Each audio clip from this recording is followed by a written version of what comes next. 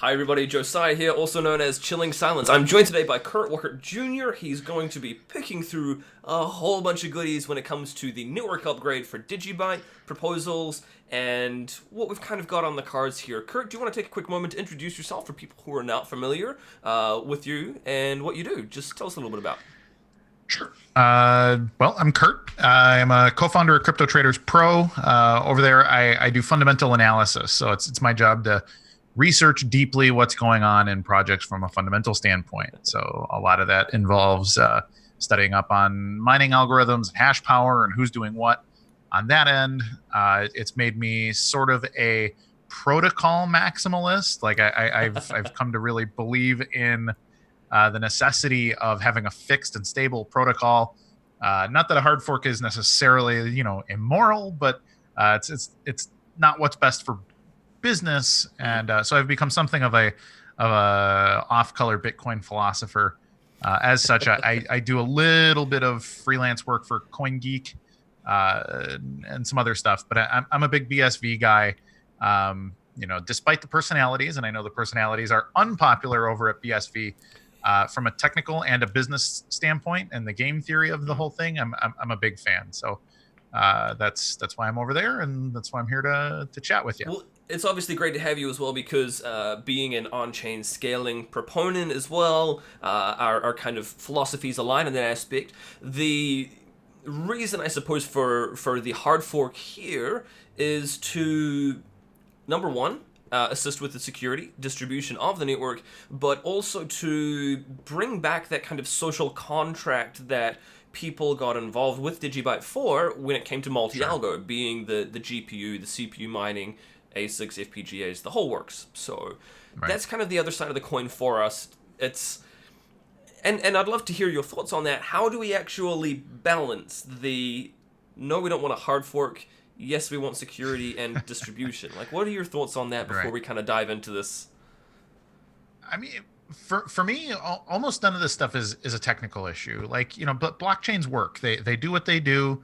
Like, there's nothing wrong with the mining algorithms that you guys are currently using. Like, from a technical standpoint, they work. Even if you're like a super minority on the hash algorithm. Super duper minority.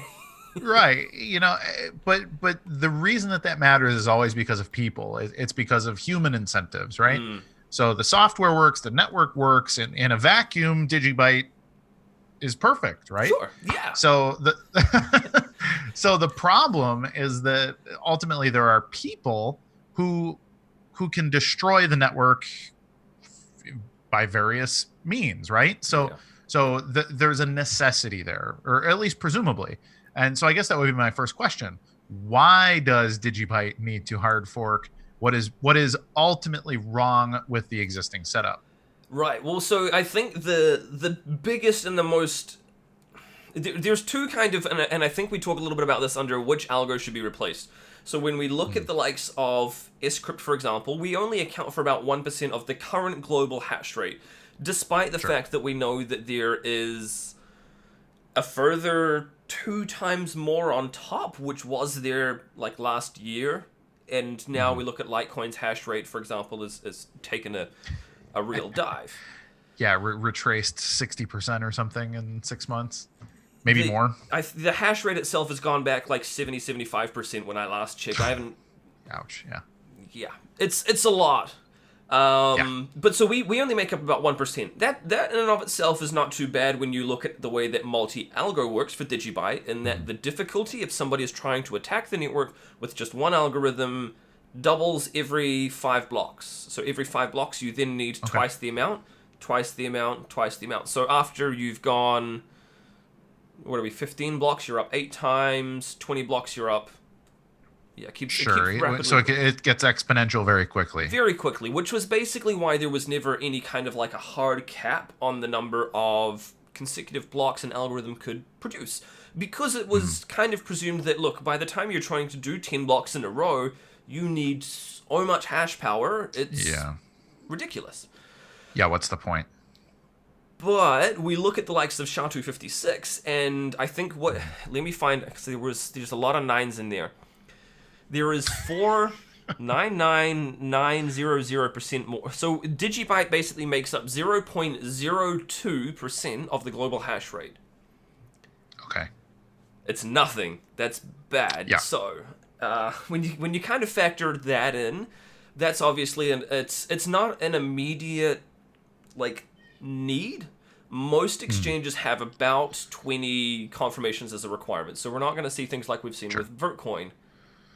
But it's there, right in the back of your mind. It's something that plays there. You could have a major double spend attack. Well, and Vertcoin, this has happened a couple times on Vertcoin now too. So they keep playing this game of, and actually Vertcoin's a really good example of much like DigiByte, like a really well developed project, right? Like they've been the first to implement a bunch of things. They're very feature rich. There's a lot of impressive software things going on in Vertcoin. And if Vertcoin existed in a vacuum, again, it'd be a delightful little project. However, they've got the exact same problem of, well, why do I mine Vertcoin? With the, what business am I doing with Vertcoin? And therefore, like, is there like, the economic backing to keep Vertcoin secure under any circumstance? Yeah. So there's the two, like the fact that it can be rented, which is specific for SHA-256, scrypt, and Quibbit. Sure.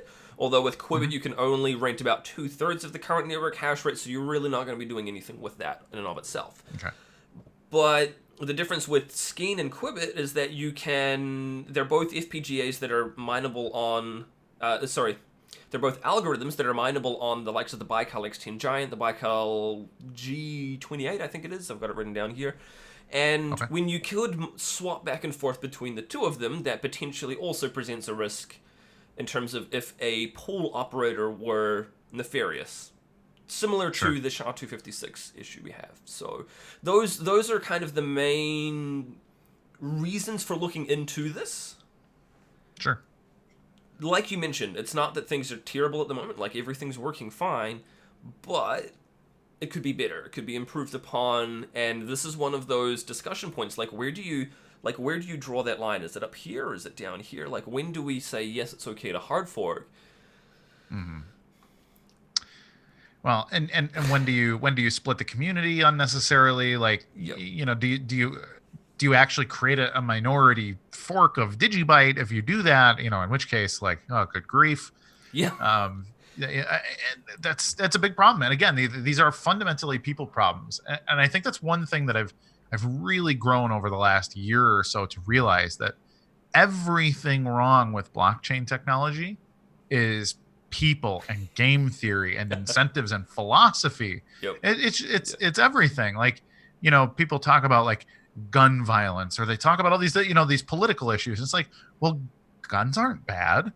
Like, I could kill somebody with a spoon, and yes, John Wick. Well, right, but so it's the same thing with a blockchain. Like, BTC is not fundamentally flawed in a technological standpoint that doesn't allow it to do more than 5 to 7 transactions a second. It's the people. It is the culture of Bitcoin Core that says that would be a bad thing, and therefore we do not research. And then, it stays this one thing. And now, I mean, good grief, you can't even suggest like, hey, maybe we should reconsider doing a 2 megabyte. It's no, we're past it. We're never crossing that bridge again. We can't have that discussion. With SegWit 2x, we were so close. Right. So again, these things are always cultural. So way more than like breaking down like the technical grit of algorithms, it really, like, people need to think like a businessman. And this is something I have said for a long time, is that we need to stop thinking like computer scientists, and we need to think more like businesses that have a product to sell to consumers. Because ultimately, like, DigiByte should be a business tool, or else it's just a hobby project. And if it's a hobby project, that's fine. Like, I actually think DigiByte has done a whole heck of a lot of really, really cool stuff. I mean, it's unique in a bunch of ways, but I don't think it's anybody's goal to have it be a hobby project forever, and people just sort of snipe good ideas out of the DigiByte community and leave you guys picked apart like, poor piece of roadkill or something. Like I know that's not the goal. That's not the end game. It's So, I mean, speaking of like the community, that's basically where we come to ProgPow, because so I mentioned briefly before the kind of the social contract, and this is something that the Ethereum community have battled with. Now, when it comes to ProgPow, DigiByte is almost universally accepting of it. Like, I've not talked to anybody who's actually sat down and gone, you know what? I actually genuinely don't think that ProgPow is the best way forward, and that we're better off staying with what we have for a variety of reasons. Now, that's obviously very different when it comes to Ethereum, or even Ethereum Classic, who have actually outright said, no, we're not going down the ProgPow pathway. What Ethereum Classic are going to do is go for SHA-3. They want to become a dominant ASIC hash power of their own, which is why they're rejecting ProgPow. So the differences are, like, especially when it comes to Ethereum, people have put however much into these ASICs and things. People clearly not terribly happy about them being effectively bricked, useless for the most part. Whereas when it comes to DigiByte, because of our multi-algo approach, we still have a lot of rational miners. We're a smaller market cap, which means that the investment from people is nowhere near as much. A lot of the SHA-256 miners are literally straight from BTC, BCH, BSV. So we've got kind of, at least for the time being, based on our size, an advantage there in almost unilateral acceptance for ProgPow. Sure. It's still a hard fork. Sure. But what are your thoughts on the idea of, I suppose, appealing to people in that aspect and going, well, there is that social contract when we, although it wasn't set in stone, when we first started with multi-algo, it was that we had a couple of CPU and GPU algorithms. Right. We don't now, because there are ASICs that are actually just FPGAs by Cal that can mine the likes of Quibbit, Murray, and Grostel. Yep. What are your thoughts on how much that people aspect really weighs into things, that social contract? So for me, it comes down to like a business ethic. Like, and something anybody that follows me on Twitter will have noticed is that I have more deliberately been calling people communists. Yeah. And I do it for the sake of hyperbole a little bit. Like I don't literally think you're sitting in your room reading, Trotsky and trying to figure out how to kill the proletariat, or not that. Well, they do ultimately kill the proletariat, but that's not where we're going. But what I'm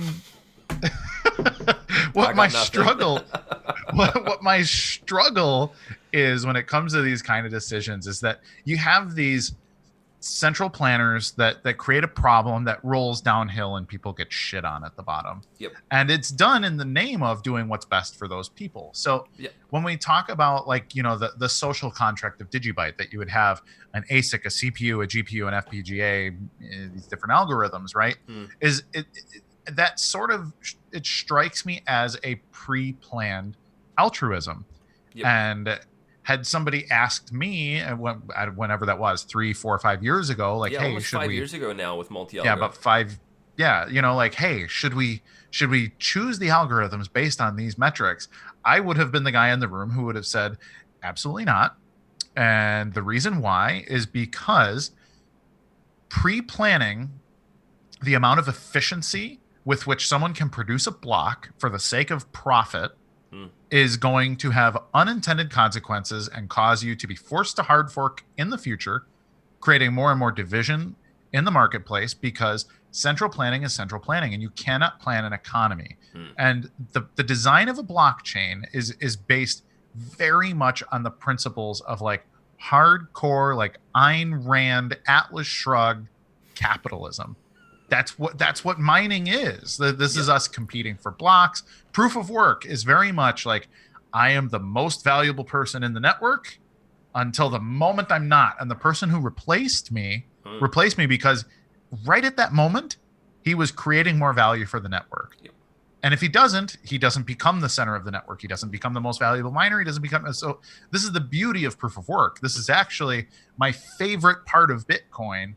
And I think really the most brilliant thing that Satoshi gave us is that he incentivized human nature, the inherent greed that makes capitalism function, but made it perfect because they have to provide perfect service to the network, or they'll be kicked out of the network by their nefarious activity.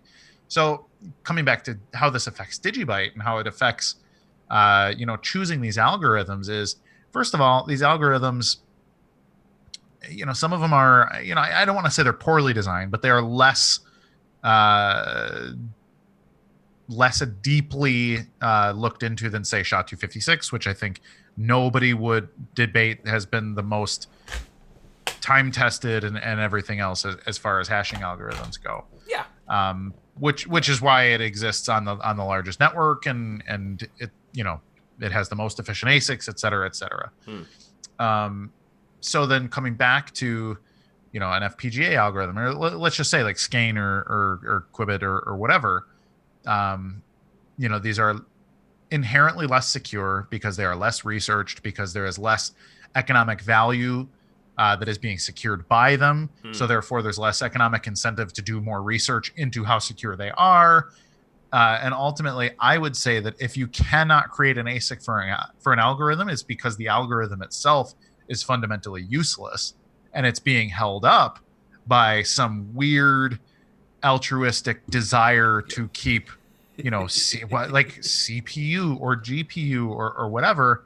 If I can mine it by, riding my Peloton exercise bike or whatever, these are fine, but you have to have efficiency. Like, there's no reason why we should go back to how we farmed land 500 years ago. That's not innately better. It's not morally better.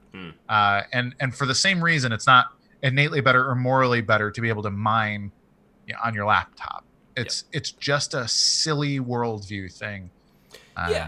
It obviously helps, like, especially when you are, like, in terms of onboarding users and introducing people to it and things like that. Most people don't hear about Bitcoin and go, I would like to go and buy an ASIC and contribute to the network. Like, they simply don't. A lot of people, and a lot of what actually grew this space, specifically up until the 2015 kind of era, was the GPU mining. And in fact, even further on, obviously, with the likes of Ethereum, right the way up until 2018, before ASICs really became popular, was because of that GPU mining and the fact that you can contribute from home effectively, despite the fact you can, and I'm somebody who did this, go out and buy yourself a metric shitload of GPUs and participate in the network.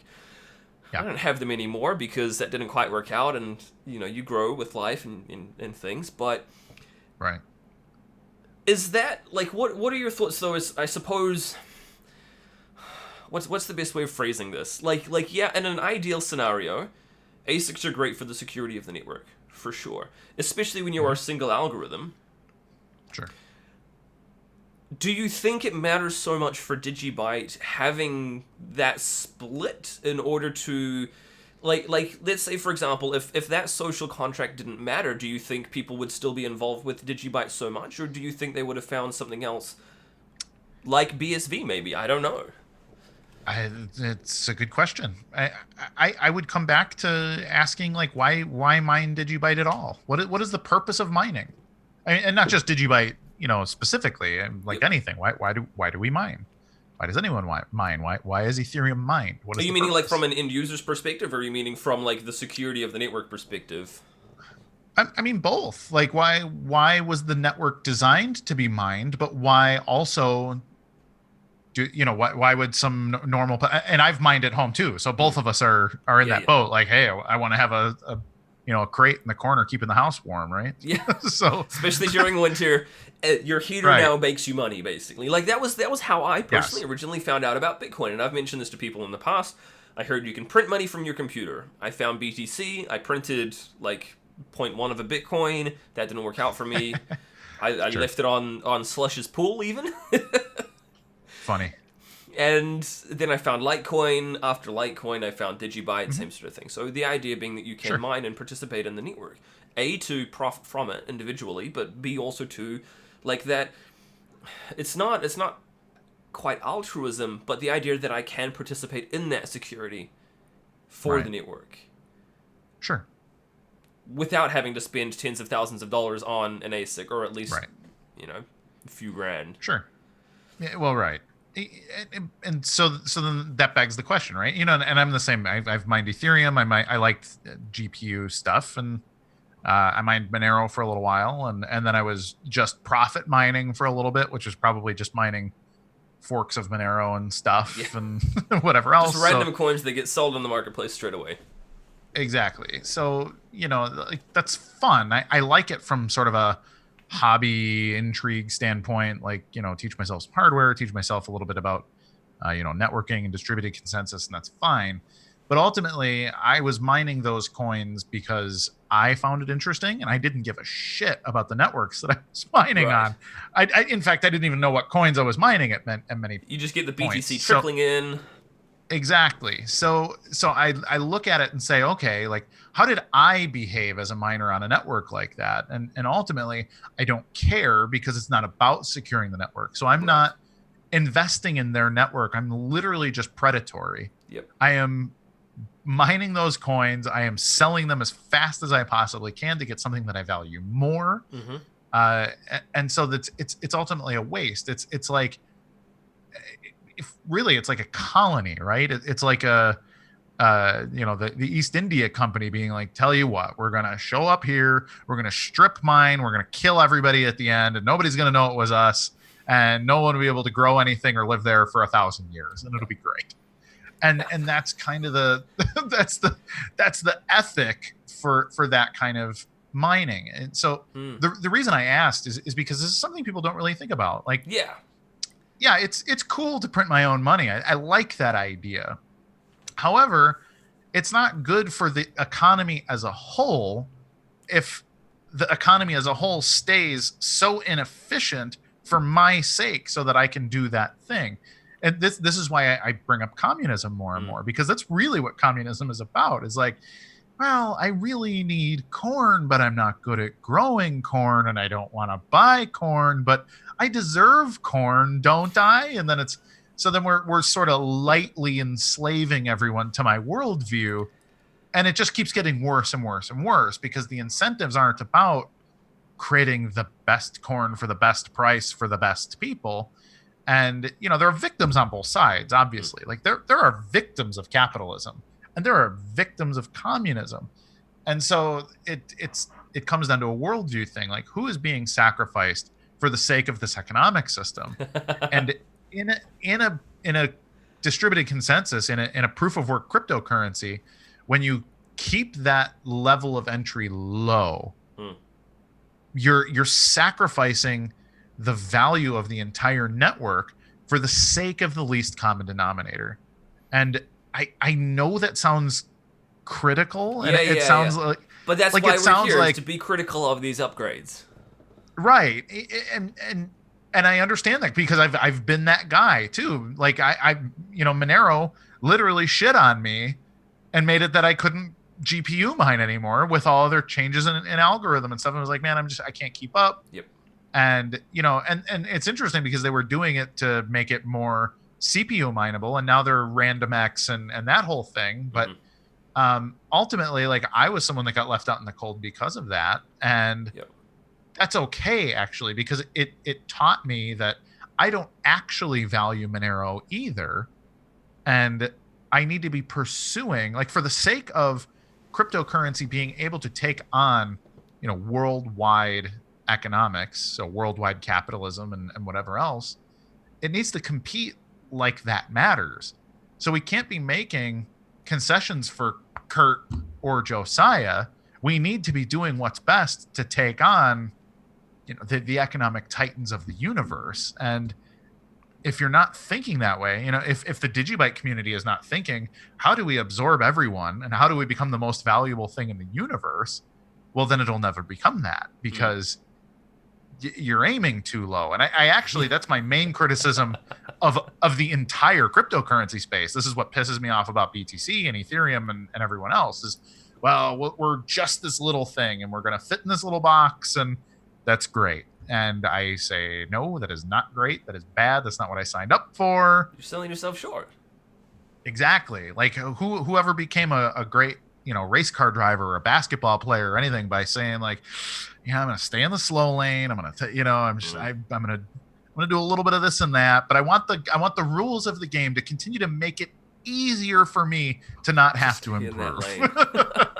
It's like, no, this is like, it's cryptocurrency more than anything is about exceptionalism. Like Bitcoin is about rewarding the most exceptional people. And then the other people, while they don't get the benefit of, hey, I'm a big miner on the network, they do get the economic benefit of, hey, everything else in my life got easier.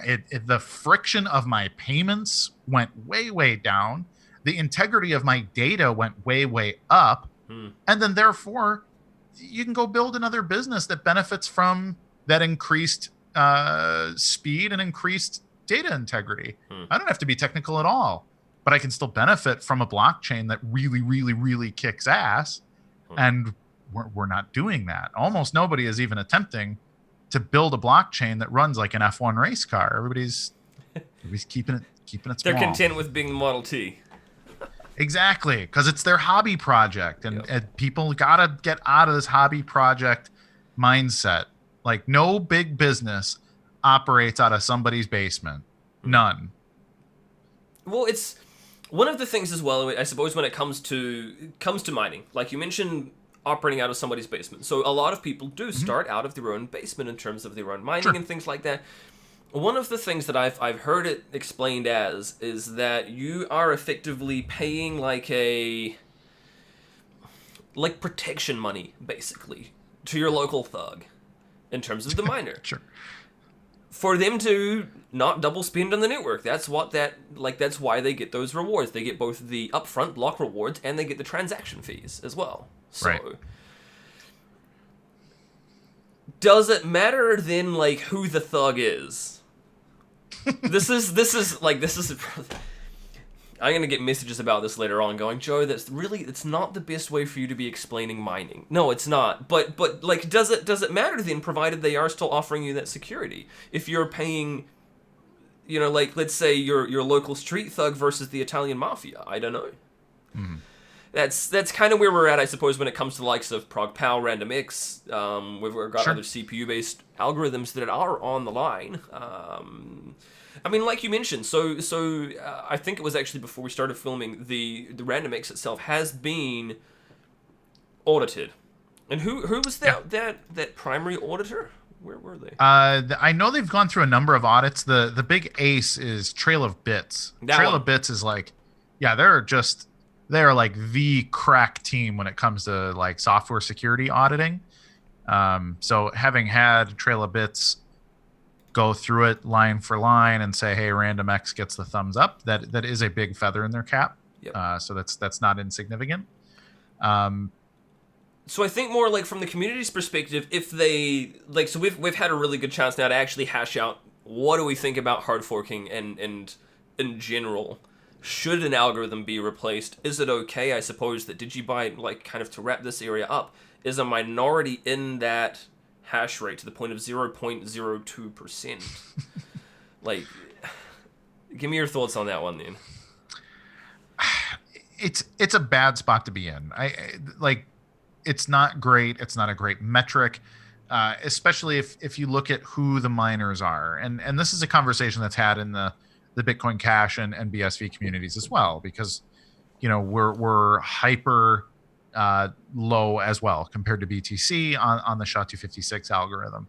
The difference is when you look at those, the miners that are doing the mining, if you look at the actual people that are involved, they are the ones who are proactively mining both chains. So I'm not concerned about Bitcoin SV getting taken over and double spent on, because the major miners of BTC are also mining BSV.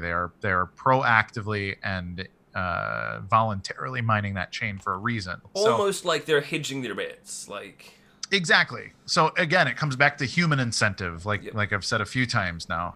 On DigiByte, I don't know who's mining DigiByte. I don't know who these people are. I don't know what their incentives are. I don't know if they like DigiByte or if it's some kind of, is it the third hedge in their portfolio, or is it just like, what the hell's this thing? I'm going to throw an ASIC at it and see what happens. And, oh, cool. I mined 30 coins. What are they worth? Oh, yeah, that's not a lot. I'm going to mine something else, and just like. Well, that's kind of also the problem is we look at it right now and we go, where was my actual number?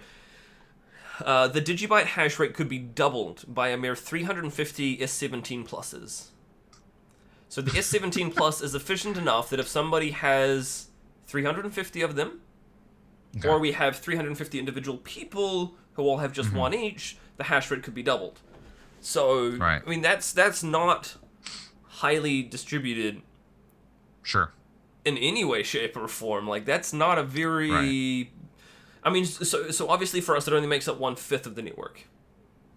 And so even if there was one malicious person who doubled, tripled, quadrupled that hash rate, long term, it's still not a problem. Right. Or it's less of a problem, I suppose. You know what I mean?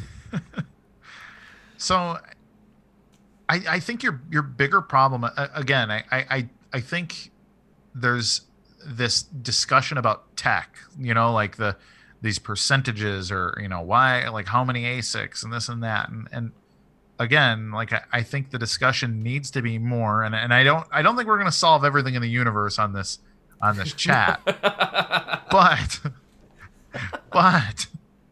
I think it's important for the people that are mining DigiByte or the people that are developing it is to think about why isn't there more research being done by someone to build an ASIC that mines a specific algorithm for DigiByte, and and then why don't they propose that?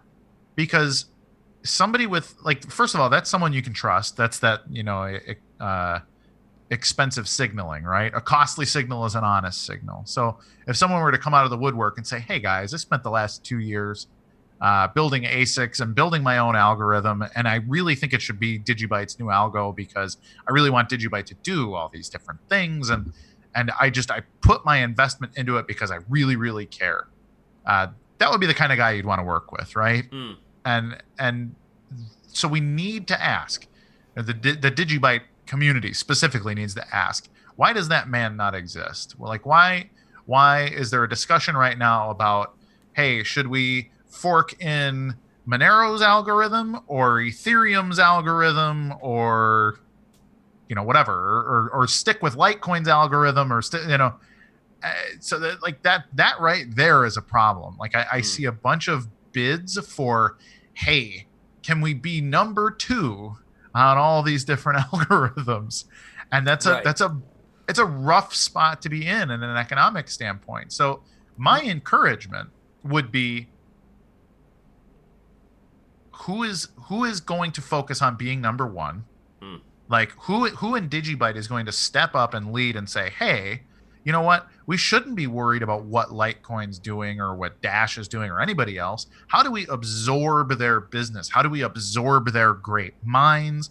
How do we absorb their brilliant industrialists? How do we absorb the people that are building these ASICs from scratch and designing these things to absolutely kick ass and take names?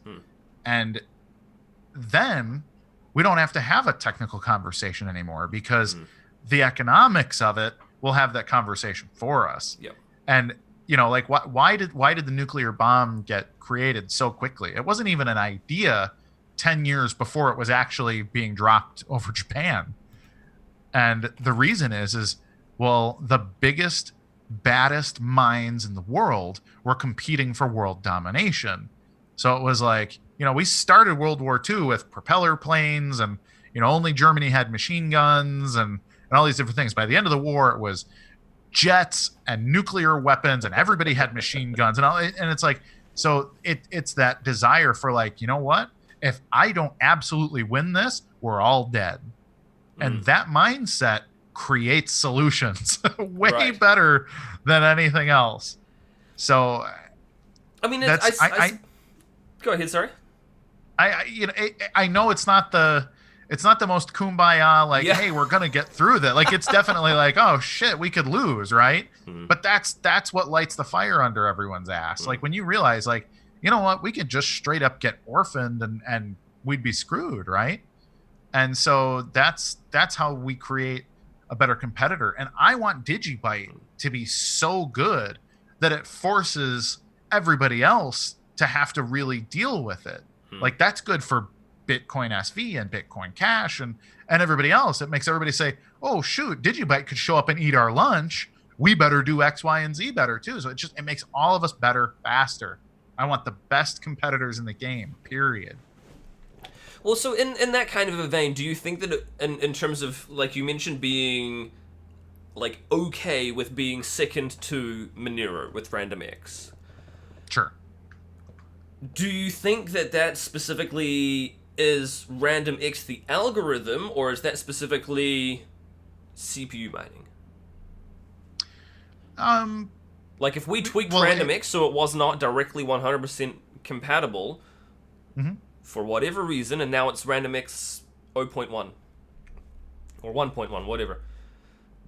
I mean, I don't know what problems that causes. Like again, it's unintended consequences again, right? Like if it's too similar, then it'd be pretty easy for potential attacks, and then if it's too different, you don't get any of the benefit from the other research that's been done on RandomX itself. So you know, again, it's not a bad thing. I think RandomX from a software standpoint is a cool thing, but I'm also not real hip on it as it pertains to Monero either. Like I don't think that was the right direction for Monero to go. Like you know, it created a developer centralization problem. Like Monero is a project that has almost complete developer capture today.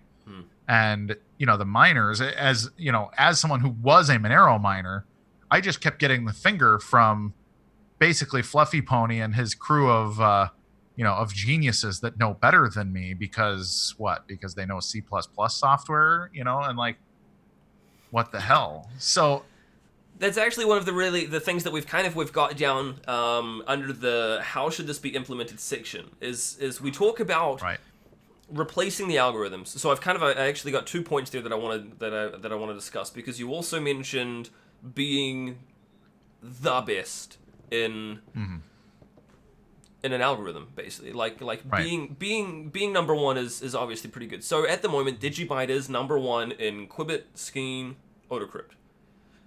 We're not in SHA-256, not by a long rate. We're not in Scrypt, but if it was to happen, it looks more plausible in Scrypt versus SHA-256. Right. This, I suppose, is where it comes down to the likes of the like Quibbit versus Skeen, in terms of one that we are a dominant hash rate in terms of replacing one of those if we were, because so with Quibbit right now there is only the one set of hardware. It is purely just the Baikal hardware that does it. With Skeen, we have a broader base of people who have basically gone, yep, let's develop it, let's make it's an FPGA ASIC that's not an ASIC. Yeah. Like, what are your thoughts? I suppose Quibbit has just that one vendor right now. Nobody else has really tried. Skeen has people who have tried, and we have that broader base.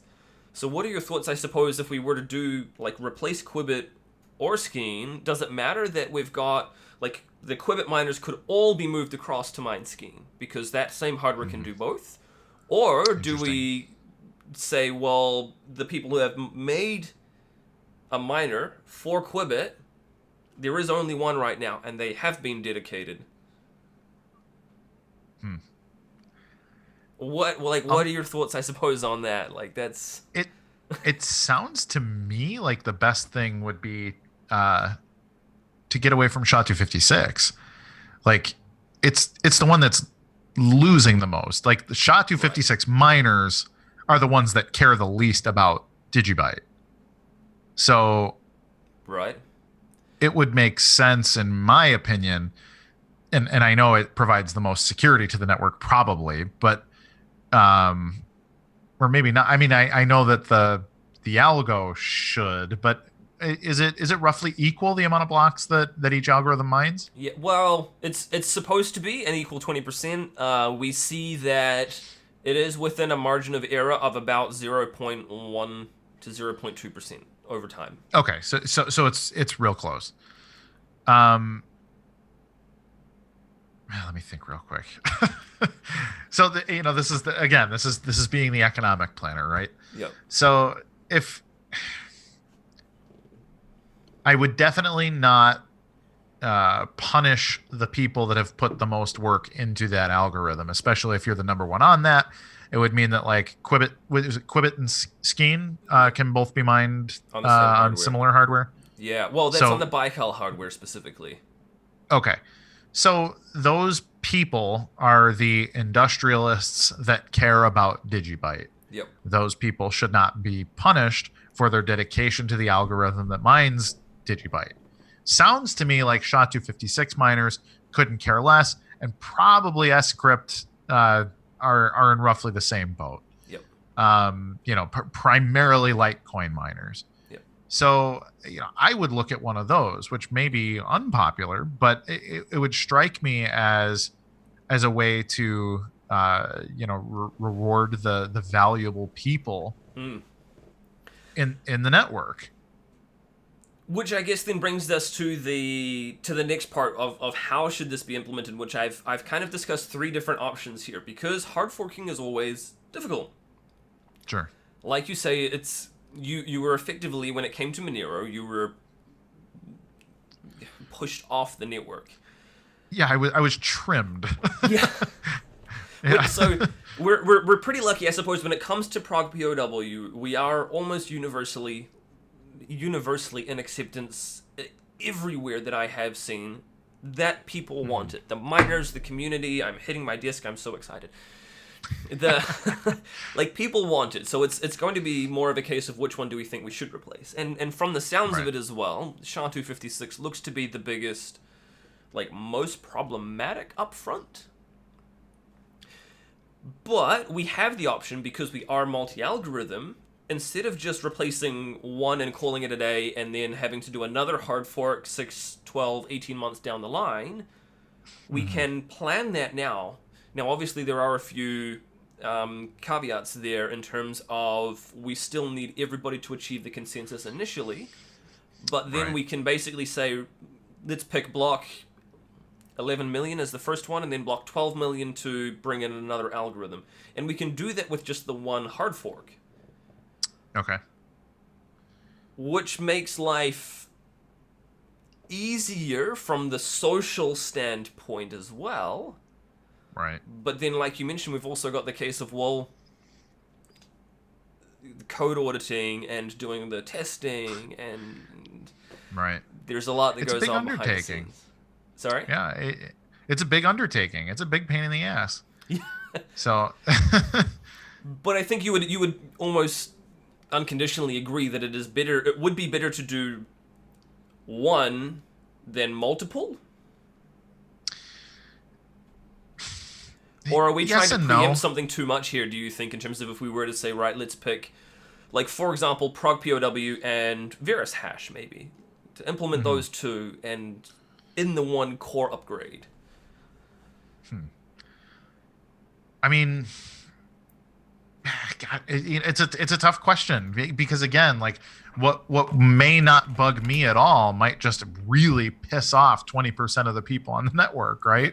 Yeah. So it's a really tough thing. Like, how in DigiByte, how do miners signal that sort of intention? I know in Bitcoin, they would, in the Coinbase header, they would put or they used to put the New York agreement when that was going to be the thing, and that's how people are like, yeah, there was 85 or 90% of miners wanted the New York agreement because they were putting NYA in their Coinbase headers. They that was them signaling, this is how we feel. So is there any kind of mechanism like that? Yeah, so we have something inversion bits, which is basically the same kind of thing. Rather than in your like OP return or whatever, it is basically when you make the block, you set a bit, yes, no, or if it's not set, it's a no. So you have to actively Okay. signal and state yes, kind of like the with SegWit2x. They're like, yes, we want it, and we could Right. have multiple ones going at the same time hypothetically. So we could have a signaling to say yes, we want, say for example, prog POW, but we could have other miners on a different version going, well, we actually want staking. Right. Which in and of itself, I'm not personally a big fan of staking, and Yeah. No. I think we're pretty much, you and I agree on Staking. that. Staking's more communism. It's So okay, so there is a way to gauge miner sentiment in DigiByte. yeah, and so when it came to, for example, AutoCrypt, the way that the consensus was achieved was we had to have 70% of the network signaling yes for a consecutive week. Okay. Based on, so we have our week-long cycles, the cycle resets, starts again. Do we get 70% this cycle? No, we try again, and that could go on for basically, I think it's 52 weeks, ballpark, give or take. Okay. You signal, and then you have that 1 week period where we go, yep, everybody's agreed. Over time, what we found was right before the activation then occurred. So we get the kind of the lock-in. The activation then occurs a week later. And we found that once we had that lock-in occurring, between the lock-in occurring and it actually occurring on the network, the activation, we ended up going from like 72, 73, 74%, all the way to like 94% acceptance within that week. Everybody was like, cool, we're going for it, let's all jump on board. So that was pretty cool to see. Right. Yeah. We can basically do the same kind of thing when it comes to doing an upgrade, and we can basically just pick and choose, though, instead of having one algorithm and basically saying the algorithm, if we have that consensus, would it activate on this particular block, then we could activate a second algorithm on another block. So that's what that consensus would be. Sure. I mean, it doesn't sound that crazy, and frankly, if there's nobody that's gonna like put in some kind of replay protection or whatever and purposely split off and become a minority fork of DigiByte, which sounds ridiculous, but totally possible. Crazier things have happened. Indeed. Then what's the problem if somebody's 20% of miners are mining the wrong chain for a little while? They just orphan, and you reorganize. Which we saw with AutoCrypt. We saw certain, like there was I think 2 pools from Myriad Grostel that just kept mining, even though there was no other algorithms doing it. It was like no exchanges supported it after that. They'd all upgraded except for like one, I think. Yeah. Yeah. Good way to burn power. It's wild. Well, and that's so I would default to the minor sentiment, frankly. If it's somewhere over 50%, like hopefully the closer to 100%, obviously the better on that kind of thing. But I think if the miners are signaling they want prog pow and random X or whatever else they have in mind, sure. But it's a cultural thing, it's the exact same, like it's one of those issues. It's like really purely political. It's like, I don't know, do we circumcise our children or do we not? And both sides think the other side are freaking barbarians, Yep. So it's like, well, I don't know. So right. I mean, I guess maybe we should have a real quick look then, because so we've got prog pow is something that I've mentioned. The community, they're keen. yeah. Random X for CPU mining seems the obvious choice, given we have both the offer to implement it from a developer. We have all of that huge amount of auditing from independent, like, third parties. Yep. The alternatives, if we were to quickly pick apart some of the alternatives, I've basically listed here. I've got staking, hard drive mining, and an alternative CPU-based algorithm. Okay.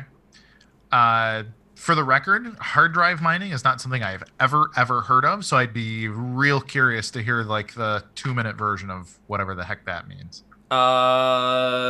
Rainbow tables, you fill your hard drive with shit that you can quickly look up, basically. Oh, okay. All right. So it's just solving a puzzle, and Yeah, there you but have it, but not burning a ton of power. Yeah, quick access to a hard drive rather than like having to actually compute math. Sure. Oh, that's pretty cool. Cool idea. Yeah. Okay. I'd be curious to hear like what the like. Is that implemented anywhere? Like who's doing Yeah, that? there is a anybody doing couple. that? I can't tell you off the top of my head now. Of course, that's always the way. I'm in the middle of something and it's like forget. Sure. The reason I asked is I'd be curious like how a nefarious actor would attempt to double spend.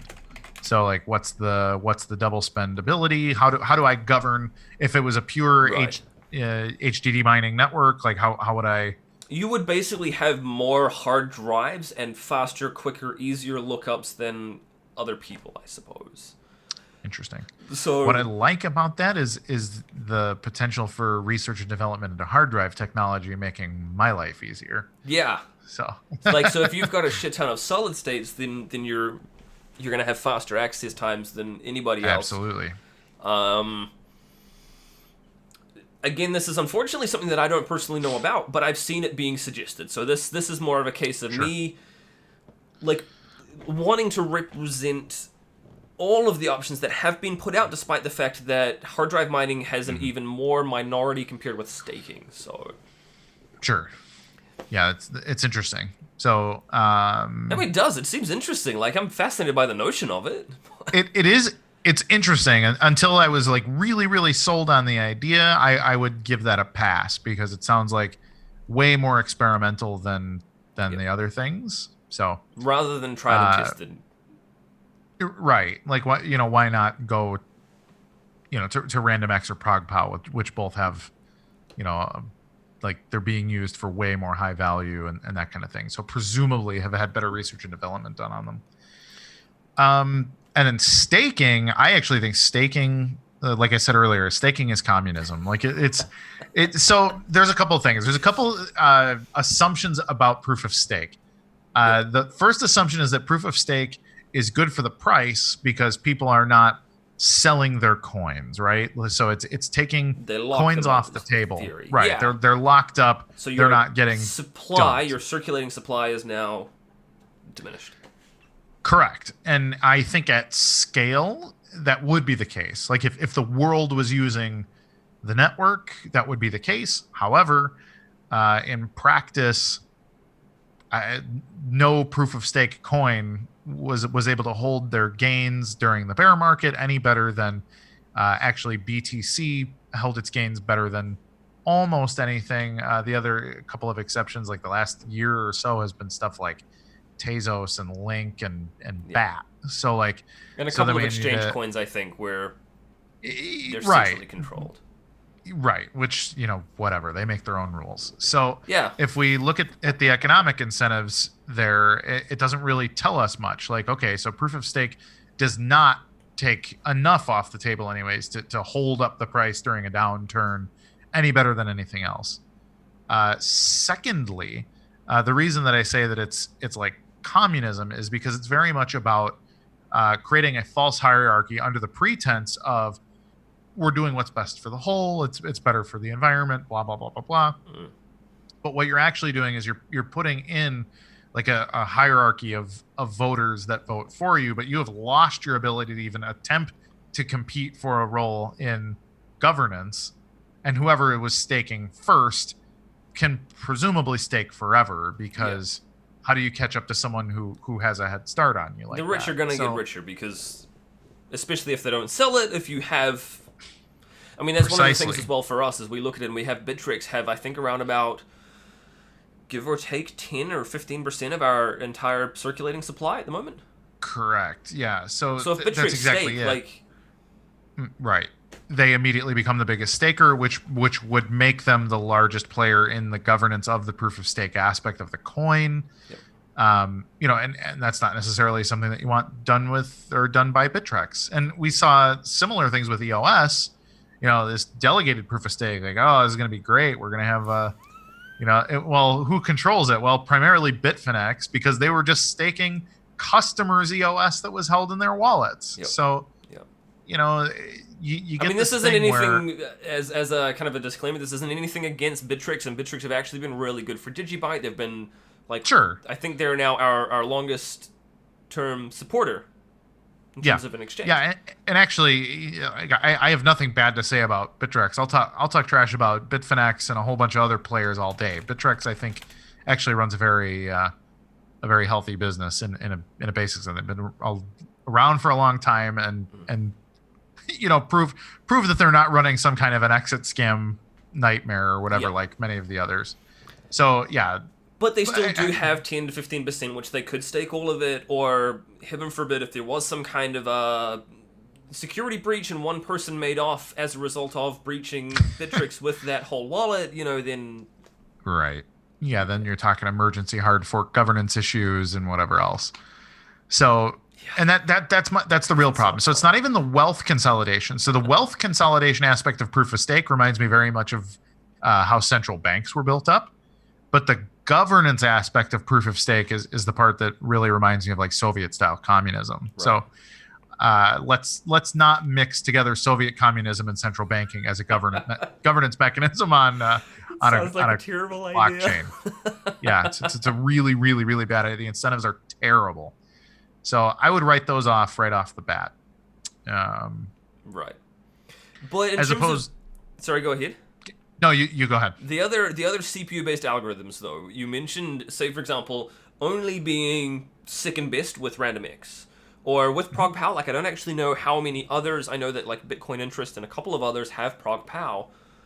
Mm-hmm. DigiByte could be the dominant hash rate, depending on what happens, especially, price-wise for DigiByte. It is only ever going to be 1/5 of our mining, though. Right. But we could look at something like, say, for example, Sigma, I think, is Goldeen's versus Verus Hash, which is Verus Coins. Again, both of them are just CPU-specific, like, focused algorithms. Some of which, actually, I think even the Verus Hash one is FPGA-friendly, which is interesting in and of itself. Again, where then... Sure. You're able to mine multiple algorithms on the one hardware, diminishing the whole benefit of being multi-algo, but the idea would be that you could be the dominant algorithm of Sigma or Verus Hash or, whatever. Kind of addressing what you talked about before a little bit. Yeah. It's an interesting thing. Like, it just occurred to me now as you were explaining it that, like, at scale, if DigiByte became the dominant coin of the universe, there's no reason to be multi-algo, right? Unless you could think of one. Think about it. Did the world runs on DigiByte, and DigiByte has absorbed all other blockchains? Is there a reason to have 5 algorithms?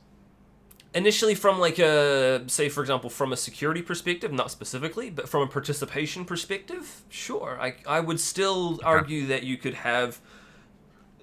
Like for example, let's say DigiByte is world's biggest, price is blown up, it's like $1,000, $10,000 per DigiByte, or something along those lines, and even the individual sats that you mine are now worth a significant amount. You can still participate in the network with your GPU, and even if you are only mining sats, you are still getting those effectively 100% anonymously.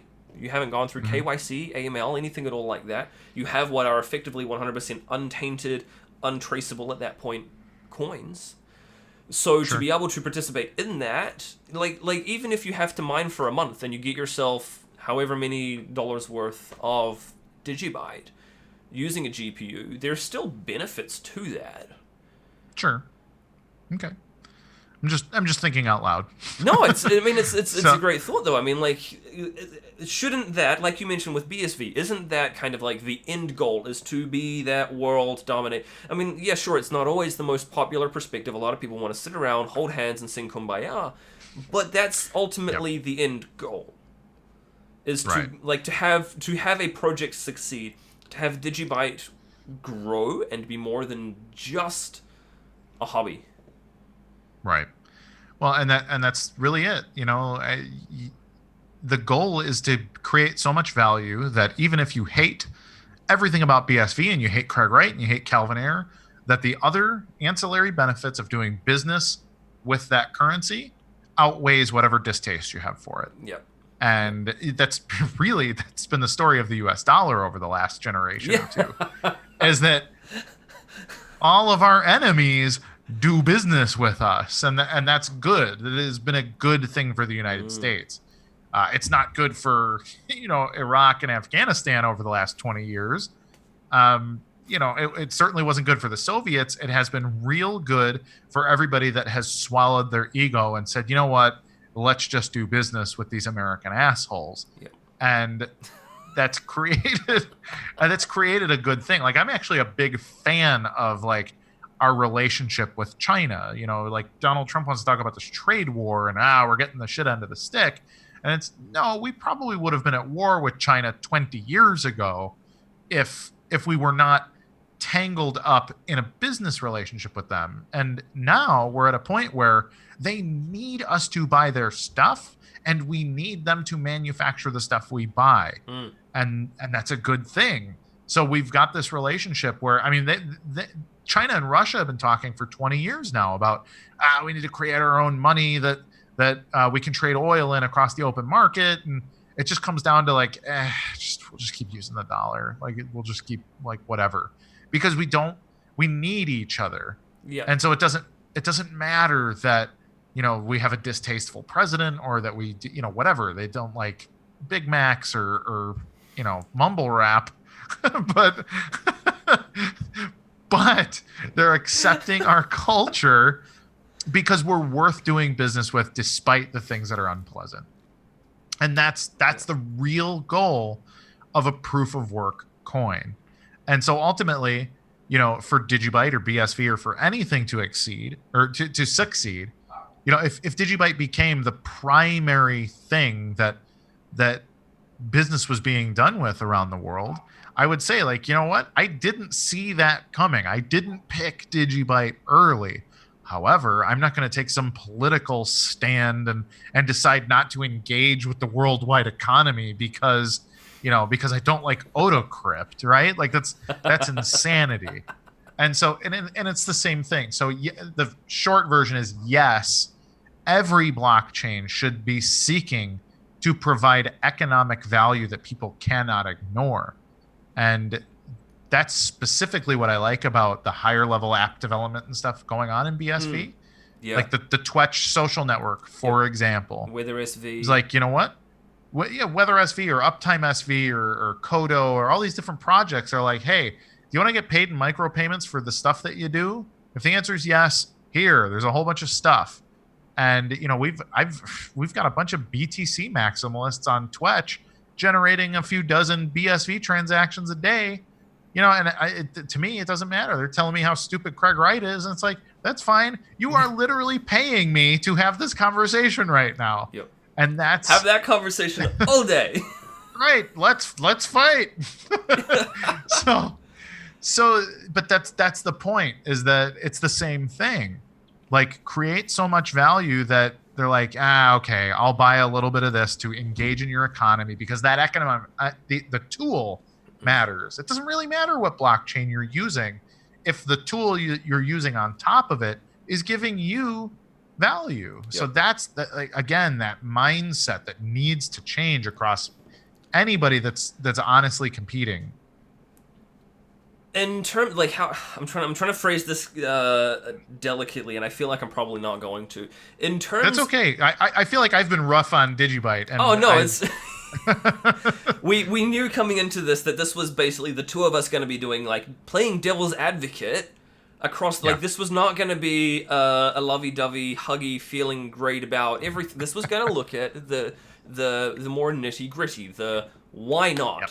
So we can look back in 2 or 3 months and go, well, this is why not? This is why we made this decision instead of going down this path, because we looked at the pros and we look at the really shit stuff that most people want to bury their head in the sand about. Right. Do you think then that if we're replacing SHA-256 and basically going, you know what? BTC or BCH or BSV is probably going to forever remain dominant in that algorithm. Let's take a punt on something else that we might be dominant with.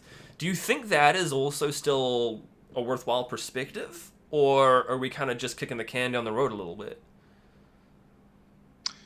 I mean, that's the question. Like it can't be, it can't just be a protocol. Like protocol doesn't solve people's problems.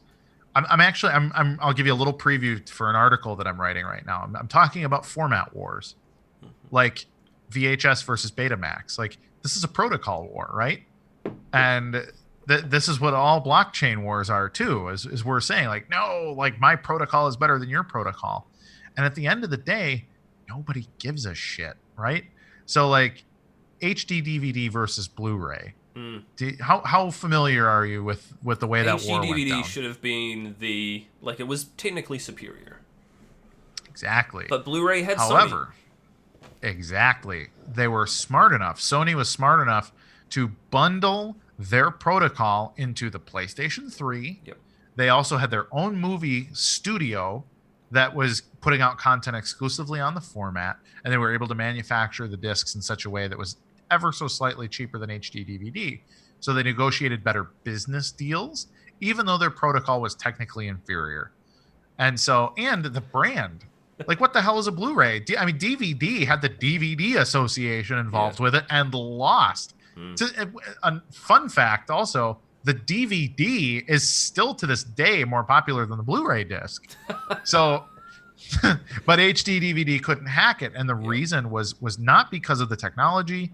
Toshiba made really nice HD DVD players and everything else. The problem was the fact that the content that people want to consume, rather than, I don't give a shit what Toshiba versus Sony are doing, but what I do care about is watching Batman Begins in HD in my living room. And if Warner Brothers is going to go to Blu-ray, then I am a Blu-ray person, and that's all that matters. And so that's the conversation that the blockchain people need to keep having. Like, if you're going to hard fork and get rid of SHA-256 or script or whatever, there needs to be more than, well, it's better for the protocol, because nobody cares about the protocol. The nerds care about the protocol. Me and you care. But the consumer, like, who is going to use DigiByte for something, and how does it benefit them? Or what is the next step? Or what is the next 5 steps? That's what needs to be decided. Because the protocol war, nobody's going to give a shit about the protocol wars as soon as it's over. Is it going to change my experience with DigiByte? Is it going to make my wallet work different? Yeah, same API calls. Right. It doesn't matter. It doesn't matter to me as the consumer. So, like... So the benefit that people are getting from this, if we were, like, just hypothetically, we're going with, like, ProgPow and RandomX, the benefits that the individuals can gain from that by a lower barrier of adoption in terms of being able to participate, either to mine for selfish reasons, for monetary reasons, or out of curiosity, or whatever the fuck your reasons are. That potentially, from the sounds of this aspect of the argument, would outweigh the fact that what the actual algorithm itself is. The targeted hardware matters more than that particular algo. Yeah, it's reasonable. I guess my question would be, how many people wish they were mining DigiByte but are currently held back from doing it? That's a really good question. That's not something that we can measure on the blockchain, unfortunately, either. Right. Going through all of this, it's been interesting to look back at things like the hash rate, how it's gone up, how it's gone down, how it's been affected and impacted by certain things. Drawing pretty little graphs and going back and reviewing the DigiStats website and stuff like that. And it looks cool, especially because it's in bright fluorescent colors that glow in the dark. Yeah. But so what? Like, I mean, we don't know who benefits, right? Yeah. Well, we know how few people benefit from SHA-256 because there are. You could double the hash rate and then bump off the profitability entirely. Right. If you had 350 of these units, whereas if you were splitting that between GPU mining and things, then there is significantly more people who can benefit straight off the bat. Sure. So there's merit there, I suppose. There you go. Fun fact for you as well, if you're looking into HD DVDs versus Blu-ray, look up Constellation 3D and their fluorescent multi-layer disc, FMD. You'll see they came out around about the year 2000. Find out who bought them out. I'll check it out. So it sounds like it sounds like we're starting to bump SHA-256 more. It seems more like the reasonable, not reasonable, the logical choice, I suppose. Yeah, it seems pragmatic that. Yeah. Yeah, like they care the least about DigiByte. They're the most difficult to jump in and make a real impact, and they're probably your biggest security risk as well. Yep. In that aspect. Which then I suppose, like, so looking at it is, if we do a second one, Right. I'm presuming we would leave scrypt. Looking at it at face value. Because there are more ASICs themselves, more individual ASICs mining 2700 L3 plus units. That's a lot better. Yeah. I mean, it's better than 350. Sure. No, it's fascinating actually. But and so then it's a case of, well, I mean, hypothetically, if we're looking at it, say Quibbit versus Skeen, because presumably Autocrypt's off the table for the most part because we've only just achieved consensus that people want it. Quibbit Right. versus Skeen, if you drop Quibbit and those miners then start mining Skeen, because all the hardware that can mine Quibbit can mine Skeen, but not all the hardware that mines Skeen can mine Quibbit. Okay. It kind of makes sense that Quibbit would be the other logical replacement. I would probably lean toward hopping off of the script or scrypt. But that's. I'm waiting for you to carry on the train of thought now. Yeah, I'm asking my brain to give me a complete thought. Yeah. Also. Yeah. So, am I really sure? I wrote that disclaimer at the start of that Medium post, which basically just said, there's a good chance that coming on here, as we're picking things apart, that I will change my mind or will come to a better conclusion. Sure. You know, that's yeah. a nicer way of wording it. We'll come to a more logical, pragmatic conclusion. Sure. I just for the same reason, like I don't know how many people think of DigiByte when they think of script mining. Most people who are script mining are doing it because of Litecoin. I think Litecoin is itself a hyper toxic community. Personally, I think it's a BS project, but it's a BS project that's been held up for just 8 years. Yeah, by creating proximity to Bitcoin Core and all of that, and their whole narrative. But I would be concerned about who is mining and what their intentions would be for DigiByte as well. So that's my first thought. Like, the first thing that matters about the mining is security, in my opinion, and security is a lot less about that hardware versus the ideology of the people doing the mining.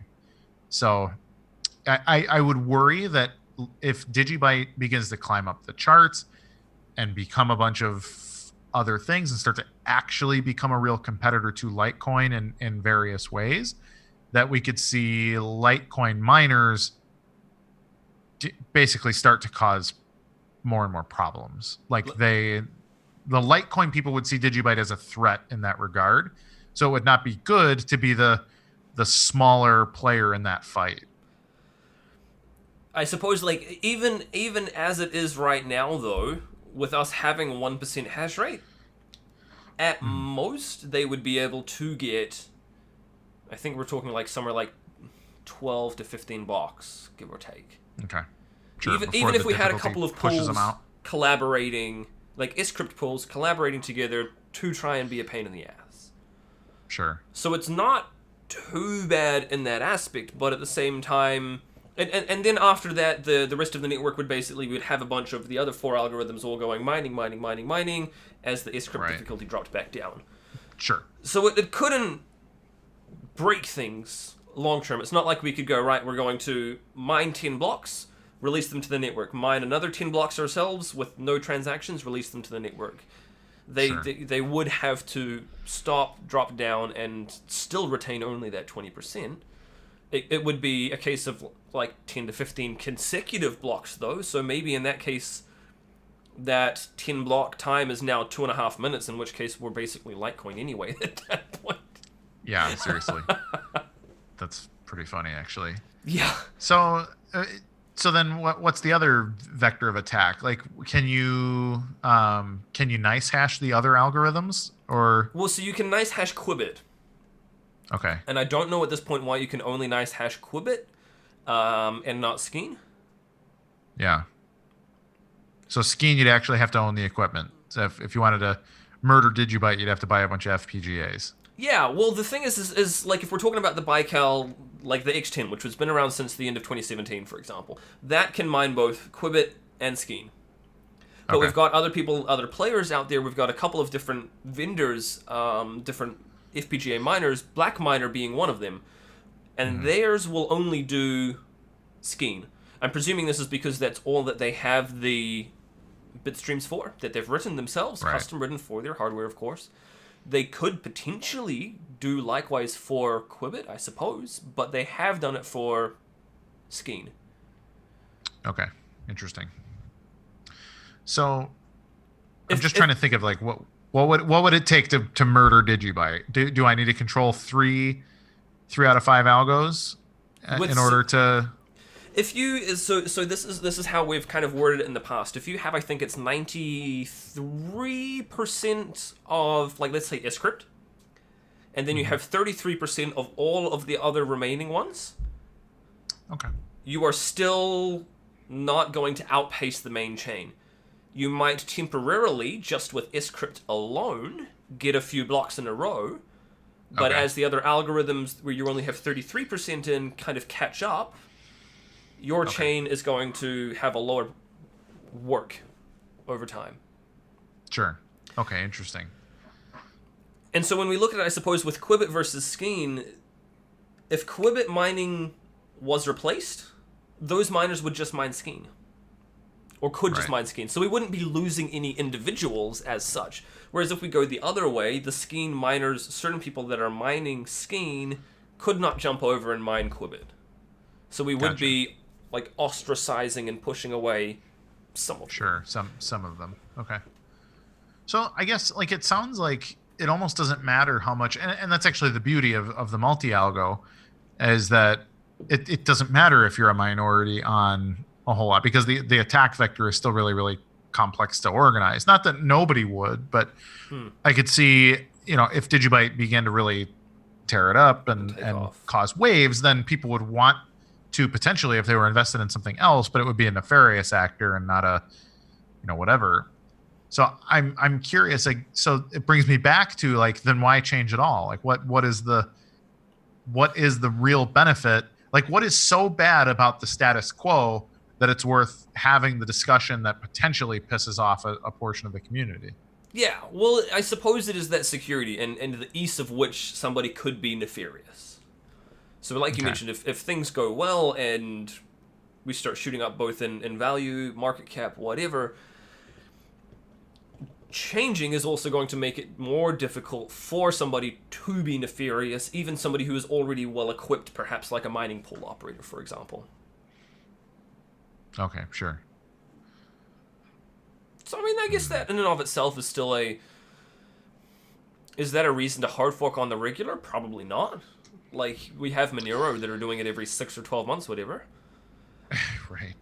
But is it worth doing it now for the second time over the last 5 years, and only doing it once now rather than doing it once now and again in another 12 months? Probably. Most of the DigiByte community isn't isn't trying to avoid the idea of a hard fork. They see the merit in Right. it. Not unlike, obviously, we've got BTC and LTC who are like, no, it must be avoided at all costs. Right. Yeah. It's enough, I suppose, for the community, for the way that I've explained it is, rather than there being a fork like a split and the people are getting free coins, it is a reorientation of the ship. Sure. And we're mostly all on the boat. There's somebody who still wants to go over there to France, though, so they're just going to, like, jump off and they're going to swim there on their own. But the rest of the cruiser is basically just, we're all reorientating. Right. I mean, I'm pragmatic. Like, to me, like, I understand the value of having 6 or 8 years of consensus, but at the same time, like, who cares? Like, if if you need to hard fork to do the upgrade, like, it shouldn't be done frivolously, obviously, Sure.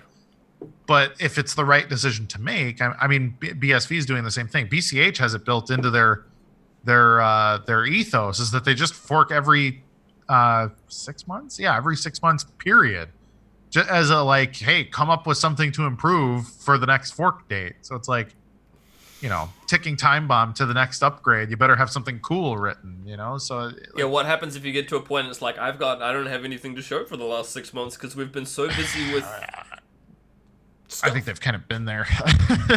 Dirty little secret. They're not doing a whole lot. The big development stuff that was being done by BSV people who will be having their hard fork in February. The Genesis protocol upgrade, which is going to be very, very unique. It is going to be the most unique project in crypto by an even wider margin. So. Yeah, and I'm excited to see that as well. So kind of slightly diverging from DigiByte, but this comes back to the incentives. There are incentives, like you mentioned, regardless of how people feel about Craig Wright.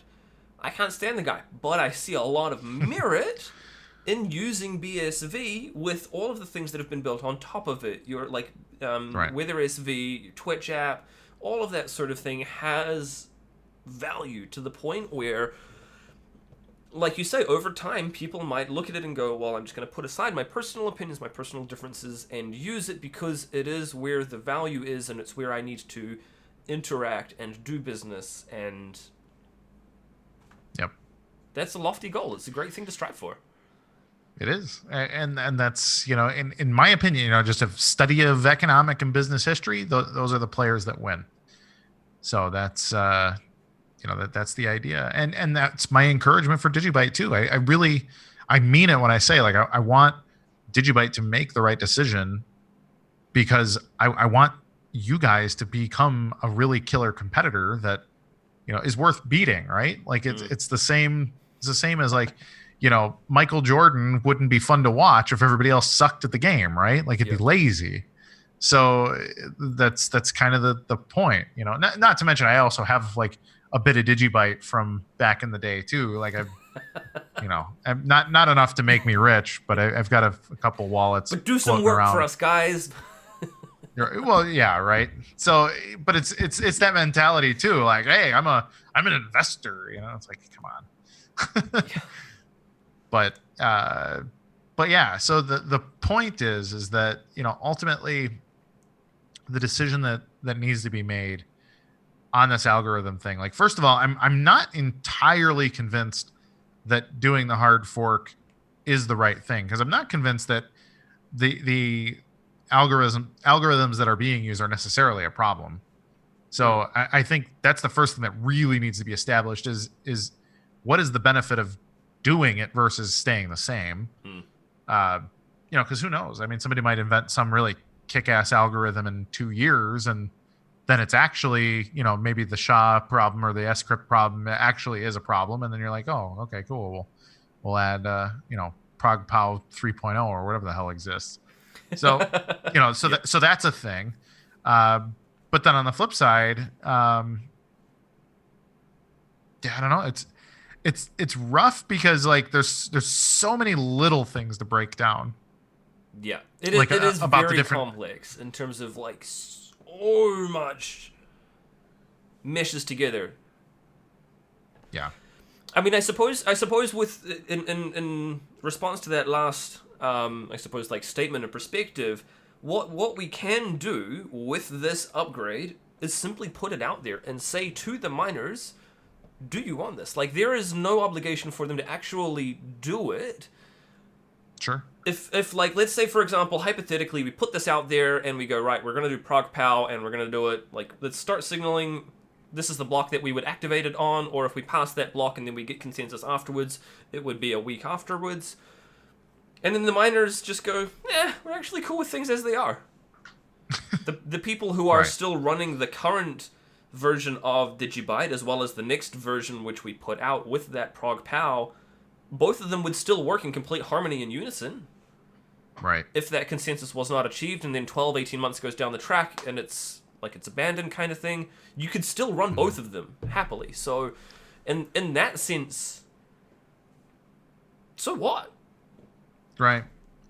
Yeah, whatever. I mean, it's sweat equity, right? You put a little bit of put some work into it, you try, and A lot of sweating, a lot of work goes in behind. So I was very heavily involved with the testing for Autocrypt. Okay. We reset the test net. There was a lot that went on behind the scenes for making it. There was a lot of sweating. Yeah. But it worked, and to be honest, the hard fork actually upgraded seamlessly and beautifully when I think there was 2 Autocrypt blocks in a row before we were then back to, I think it was actually SHA-256 next. Okay. So in that case, it was yes, it worked. It was all worthwhile. That's pretty cool. And that's the journey. That's what's fun about it too. That's what I like about smaller projects is you have that freedom and flexibility to play around and it matters obviously, but you're trying something and Autocrypt I think was designed specifically for DigiByte, wasn't it? Correct.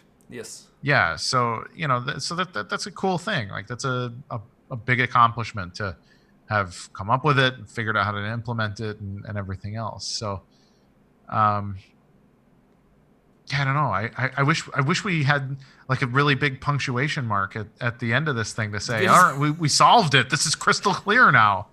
But there's not, and I think I'm actually okay with that. I'm okay with the fact that me as an individual, especially somebody who arguably is very vocal within the DigiByte community, and whether I like it or not, a lot of people still look to that opinion. I like the fact that we haven't got anything concrete that says this is what you should believe. Right. Yep.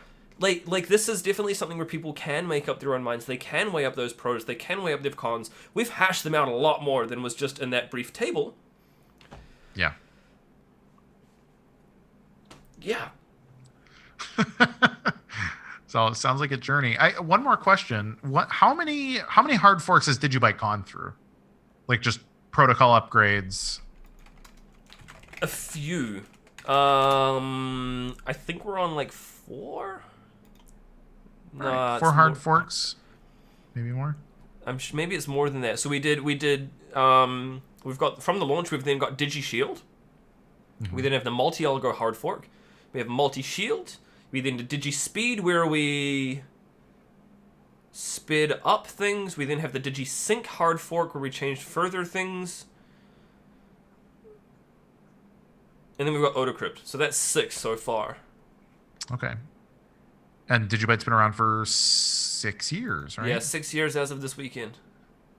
Okay. Well, happy birthday. So this will be the 7th hard fork.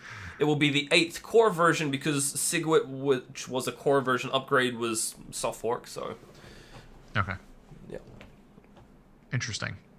So there you have it. So one fork a year roughly sounds like an acceptable schedule for DigiByte. Well, the interesting thing was, so when we did the shortly after the launch, we had the DigiShield and the multi-algo and the multi-shield hard fork, all within 12 months.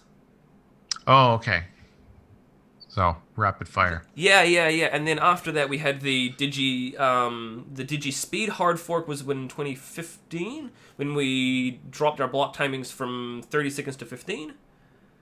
Okay. So we've done pretty well. There was a lot at the very beginning, and we spread it out a lot more. Like hard forks. Sure. Yeah, for sure. But yeah, it sounds like it's smoothing out then too. That's interesting. I mean, I'm very curious to see how it goes. I tell people on a regular basis that I'm very much a Bitcoin protocol maximalist, which has me in the BSV camp. Yep. But DigiByte deserves a ton of respect for everything that was done during really the scaling war.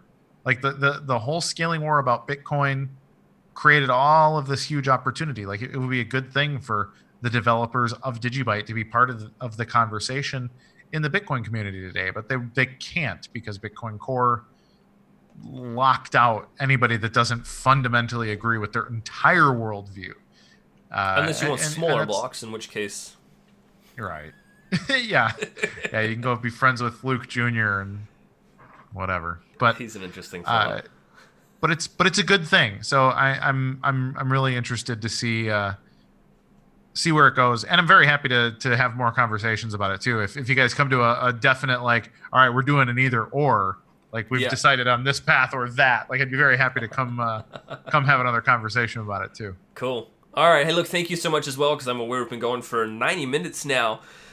Yeah. Thank you so much for taking the time out of your day to come and pick this apart with us. And yeah, this is not like you and me usually have a relatively jovial and a lot more kind of fun with this sort of thing. This is very much we've shit all over it to the best of our abilities in every aspect. Which was cool. That's what we wanted to do. We wanted to play devil's advocate. We wanted to not just be blindsided by something unforeseen. We wanted to not be blinded by, yay, this is great and lovely. So, big decisions.